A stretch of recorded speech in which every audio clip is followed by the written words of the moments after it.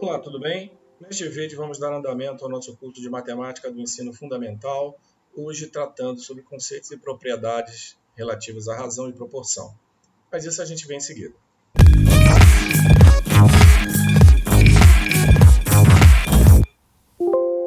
Aqui é o professor Jorge Damasceno e neste vídeo vamos dar andamento ao curso de Matemática do Ensino Fundamental. Estamos no módulo 10, Razão e Proporção, na aula número 1, que vai tratar sobre os conceitos e propriedades da razão e da proporção.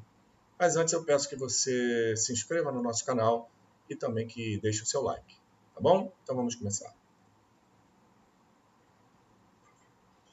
Razão e proporção, vamos tratar dos conceitos básicos desses dois temas, tá?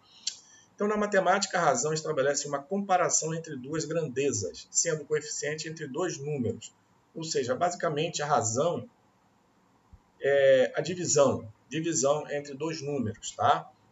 Então, quando fala razão, estamos falando sobre a comparação entre duas grandezas, ou seja, o coeficiente entre dois números, que nos leva, a razão nos leva ao conceito também da proporção.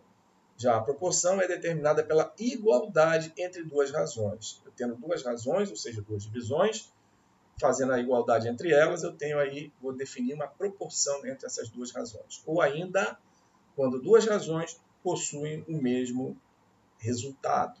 Então, temos aí a definição também de proporção. Continuando, a razão está relacionada com a operação da divisão, como antecipei, tá? Então, a razão basicamente é isso, uma divisão entre dois elementos, dois números, dois valores. Duas grandezas são proporcionais quando formam uma proporção, tá? Então, se ela define uma proporção, automaticamente são grandezas proporcionais. Para você encontrar razão entre duas grandezas, as unidades de medida terão de ser as mesmas, Logicamente, eu tenho que estar, digamos, se eu estou trabalhando em metros, tanto no numerador quanto no denominador, tem que ser em metros para a gente ter uma razão de proporcionalidade, digamos assim, válida. Ao mesmo tempo, se eu estiver trabalhando com tempo em segundos, eu não vou poder trabalhar no numerador com segundo e no denominador com minuto. Então, tem que trabalhar com a mesma unidade de medida. A partir das grandezas A e B, temos razão, como eu falei, está relacionada a uma divisão. A dividido por B é uma razão, ou A dividido por B dessa forma aqui, a razão de A para B. Onde B, logicamente, tem que ser diferente de zero, porque no denominador não podemos ter o valor zero. Já a proporção é uma relação de duas razões, como foi definido, A para B, C para D. Então, A dividido por B é igual a C dividido por D. A gente vai depois definir um termo específico de proporção, mas por enquanto vamos ficar por aqui. A dividido por B é igual a C dividido por D, todos os coeficientes diferentes de zero. Aqui o B e o D, A e o C também para a proporção ser válida. Nas razões, o coeficiente que está localizado acima, aqui no caso o A e o C, é chamado de antecedente. Aqui o A, antecedente. Enquanto o de baixo, B, é chamado de consequente. Antecedente no numerador, consequente no denominador. São nomenclatura. Na proporção, os elementos são denominados de termos. Tá? A primeira fração é formada pelos primeiros termos, A e B, enquanto a segunda são os segundos termos, C e D. Então, na proporção, primeiro termo, segundos termos. Nos problemas onde a resolução é feita através da regra de 3, utilizamos o cálculo da proporção para encontrar o valor procurado. Então, a gente já está antecipando uma situação aqui, mas mais à frente a gente vai voltar a tratar sobre isso. Em resumo, a proporção é toda igualdade entre duas ou mais razões. Basicamente, isso aí. Uma igualdade entre duas ou mais razões é o que definimos a proporção. A proporção A para B igual a C para D pode ser lida como, agora sim, né? A está para B, assim como C está para D. É dessa forma que nós lemos, né, uma proporção. A está para B, assim como C está para D. Termos da proporção, tá? Para a gente sintetizar aqui. Como a gente viu, né, o A e o B, A está para B, né, é o primeiro termo ou antecedente da primeira razão, segundo termo ou consequente da primeira razão. Tá? C, terceiro termo ou antecedente da segunda razão. D, quarto termo ou consequente da segunda razão. Também podemos chamar dessa forma. Tá? Consequente é o denominador, antecedente, os numeradores. A e D são os extremos da proporção. Tá? A e D é o primeiro numerador e o segundo denominador são os extremos. E B e C são os meios da proporção, tá? A parte do meio. É o produto dos meios, vezes quando dos extremos, coisas desse tipo, normalmente são mencionadas quando se tratando sobre proporção. Propriedades da proporção. Vamos lá. Primeira, o produto dos meios é igual ao produto dos extremos, né? Como eu acabei de falar anteriormente, tá? Por exemplo, A está para B, assim como C está para D.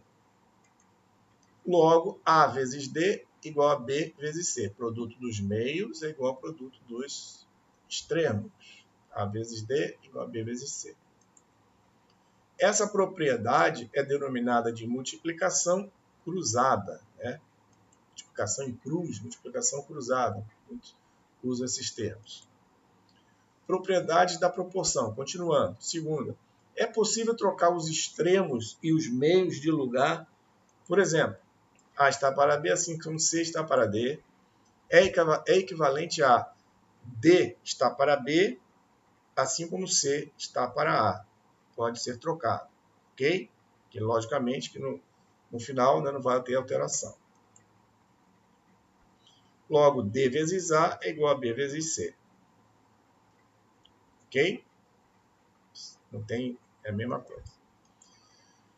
Continuando nas propriedades, a terceira diz assim: em toda proporção, a soma ou diferença dos antecedentes está para a soma ou diferença dos consequentes, assim como qualquer antecedente está para seu consequente. Então vejamos aqui o que ele quer dizer com isso. Eu posso ter A mais ou menos C, ok? Sobre B mais ou menos D, que é igual a A sobre B. Ou A mais ou menos C sobre B mais ou menos D, que é igual a C sobre D. Essas propriedades são muito importantes e são muito utilizadas, né, em questões, tá? Então, é importante saber isso aí, tá? A quarta propriedade. Em toda proporção, a soma ou diferença dos dois primeiros termos está para o primeiro ou para o segundo, assim como a soma ou diferença dos dois últimos está para o terceiro ou para o quarto termo. O que ele quer falar com isso? A soma dos dois primeiros, A mais ou menos B, está para o primeiro, no caso A, é igual, né, assim como a soma ou diferença dos dois últimos, C mais ou menos D, está para o terceiro. Tá? Quem é o terceiro? É o C, como a gente falou, né? Então, A mais ou menos B está para A, assim como C mais ou menos D está para C. Ou A mais ou menos B está para B, ou a soma, né? Assim como a soma ou diferença dos dois últimos, que é B e D, né? Dois últimos, A mais B está para B,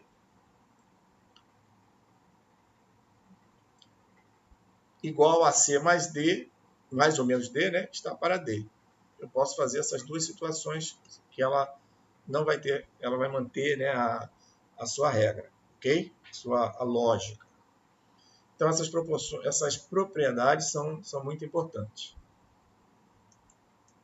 Vamos a alguns exercícios para a gente fixar aqui um pouquinho dos nossos conceitos, tá? Então vamos lá. Dividindo-se o número 1.200 em partes diretamente proporcionais a 26, 34 e 40, obteremos A, B e C, tal que o valor de B é 312, o valor de A é o maior dos três, o valor de B é maior que o valor de C, o valor de B é superior a 408, o valor de C é 480. Então vamos lá.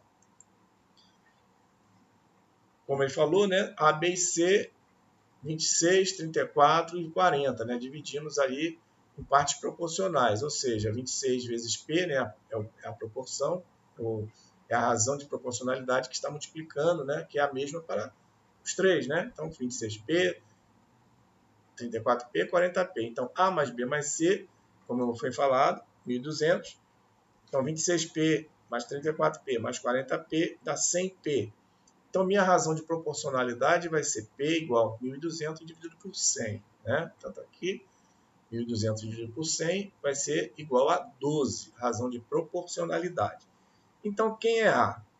A é 26P, 26 vezes 12, 312. Quem é B? 34P, 34 vezes 12, 408. E C, 40P, que é o que eu quero, né? 40 vezes 12, 480. Tá? Então, verificando as alternativas, a gente encontra que a solução é E. O valor de C é 480. Beleza? Exercício número 2. Qual das proporções abaixo são iguais à razão entre 4 e 6? Então, aí seguem as alternativas. Razão entre 4 e 6 é 4 dividido por 6, né? A sobre B, 4 dividido por 6, é o mesmo que 2 dividido por 3. 4 dividido por 2 dá 2, 6 por 2 dá 3. Então, eu vou encontrar isso, né? Entre 2 e 3, que a resposta é A. 2 e 3. Exercício número 3. Um concurso para preencher 200 vagas recebeu 1.600 inscrições. Quantos candidatos há para cada vaga? Tá? Candidato para cada vaga. Então, aí seguem as alternativas. Vamos lá. 1.600 candidatos para 200 vagas, né? Então, a minha razão aqui vai ser 1.600 dividido por 200. Vai dar 1.600 por 200 dá 8, né? 200 por 200 dá 1. Então, dá 8 para 1. 8 candidatos para cada vaga. Logo, a razão entre os números é 8 para 1, ou seja, há 8 candidatos para uma vaga no concurso. Como um número dividido por 1 tem como resultado ele mesmo, então a resposta é a letra C, que é 8. Beleza? Exercício número 4. Gustavo estava treinando pênaltis caso precisasse na final dos jogos de futebol escolares. Sabendo que de 14 chutes ao gol ele acertou 6, qual a razão do número de acertos para o total de chutes? Então vejamos. Sabendo que de 14 chutes ele acertou 6. Então minha razão vai ser 6 para 14. Né? 6 acertos dentro de 14. 6 dividido por 14, né? A razão. 6 por 2 dá 3, 14 por 2 dá 7. Vai ser 3 sétimos, ou seja, a alternativa B. Ou seja, a cada 7 chutes ele tem, Gustavo, né, acertou 3.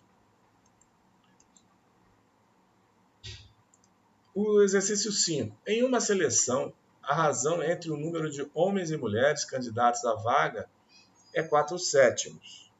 Sabendo que 32 candidatos são do sexo masculino, o número total de participantes na seleção é... Então, vamos lá. E aí seguem as alternativas. Temos a razão e o número de homens, né? Primeiro, vamos encontrar o número de mulheres, M maiúsculo, na seleção. Tá?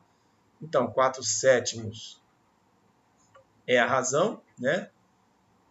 Entre homens e mulheres. Então, que é igual a 32 sobre M.